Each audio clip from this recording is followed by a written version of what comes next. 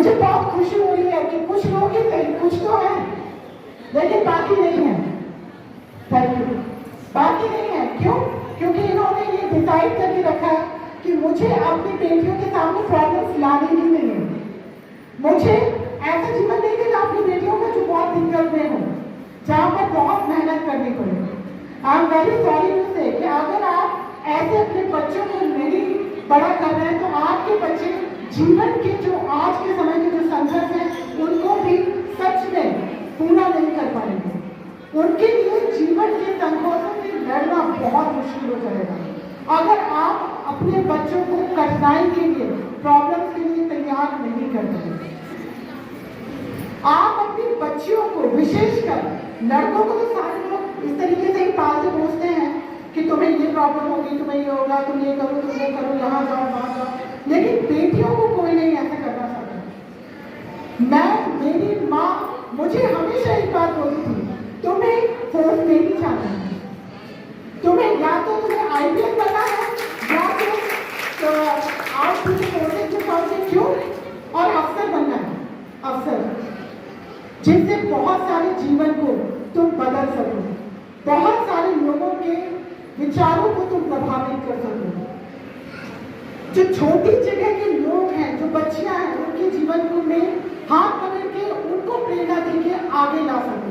तुम्हें ऐसा बनना है, तुम्हें वो नौकरी नहीं करनी है जहां तुम उस जगह खड़ी ना हो जहां पर तुम्हारी बात से लोग प्रभावित हो। तुम्हें ऐसी नौकरी नहीं करनी है।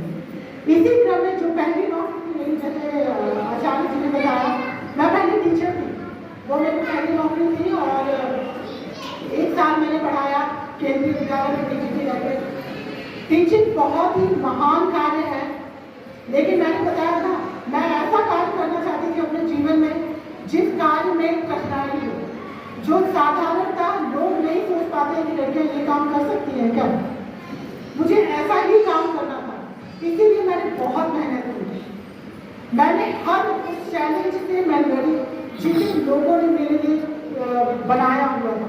मुझे बहुत सारी चीजें करनी पड़ी।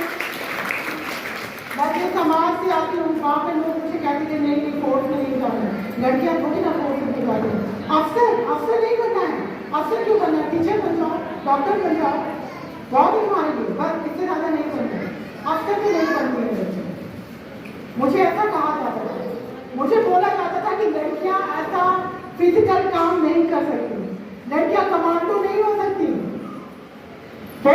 मैं कमांडो हूँ, मैंने कमांडो कोर्स किया हुआ है, सक्सेसफुली किया है, अपनी दम पर किया हुआ है, जो सबसे कठिन शारीरिक प्रशिक्षण माना जाता है। मैंने उसको किया है और अपने साथ के सारे जितने भी पुरुष मेरे बैचमेट्स हैं उनसे बेहतर किया है।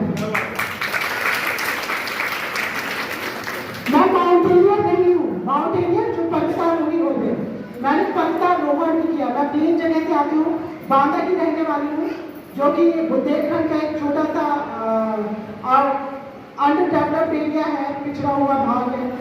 मैं वहाँ से आती हूँ, तो तब भी काफ़ी विकास हो चुका है वहाँ पे। लेकिन जब मैं पढ़ती थी तो मेरे यहाँ पर आप उसके पिछड़ेपन का अंदाजा इस बात से लगा सकते हैं कि हमारे यहाँ लड़कियों की पढ़ने के लिए केवल एक स्कूल था उसमें।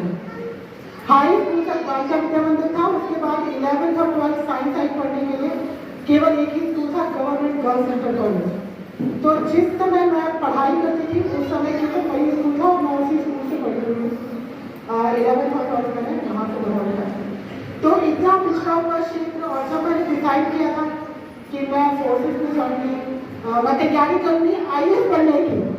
आपको मैं बता दूँ कि मैं जिस पद पर हूँ ये UPSC कंडक्ट कराती है और उसी IAS में एक एग्ज़ाम होता है, IAS की तरह ही उस एग्ज़ाम को क्वालिफाई करके मैं इक्विवेलेंट रैंक में यहाँ पर सिलेक्ट होकर रही हूँ और मैं सशस्त्र सीमा बल में डिप्टी कमांडर के पद पर कार्यरत हूँ।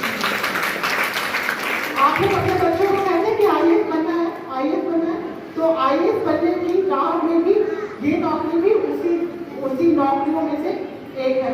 अभी बच्चों को भी मैं थोड़ा सा अवेयर करूँगी, क्योंकि बहुत सारे लोगों को पता नहीं होता कि किस तरीके से आते हैं इस फोर्स में। जैसे पुलिस होती है स्टेट की, वैसे ही सेंटर की जो पुलिस होती है वो SSP होती है। ठीक है, तो आप लोगों को मैं क्या करूँ, सारी चीजें डिटेल से बताऊंगी। तो बच्चियों पर विशेष ध्यान देना है, बच्चियों को हमेशा हर मुश्किल से लड़ने के लिए तैयार करना है। उन्हें ये नहीं सिखाना है कि तुम कमजोर हो, तुम ये नहीं कर सकती, तुम वो नहीं कर पाओगी, यहाँ नहीं जा सकती, वहां नहीं जा सकती। हर एक परेशानी के लिए उसको तैयार करना है। अगर शारीरिक रूप से आपको लगता है कि आपकी बेटियां कमजोर है, आप उनको कराटे सिखाइए, आप उसको इस लायक बनाइए कि 2-4 लोग अगर उसके सामने आ जाए तो उसको वहीं पर ही पस्त कर दे।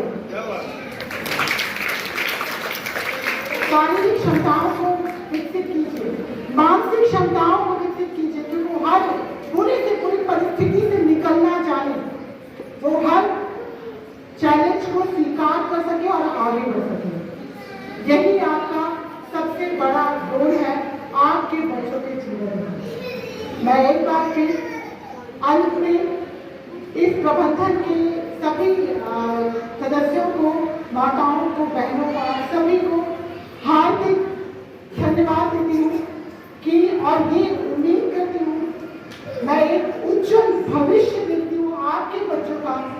शायद जो भी शब्द, जो भी भावनाएं मैं आप तक पहुँचाना चाहती थी वो पहुँच सकी हूँ, और आपने शायद मेरी बात सुन के कुछ सीखा हो और आप अपने बच्चे को उस तरीके से उन चीज़ों में आगे मार्गदर्शन दे सकें। इसी उम्मीद, इसी आशा के साथ मैं अपनी वाणी को विराम देती हूँ। धन्यवाद।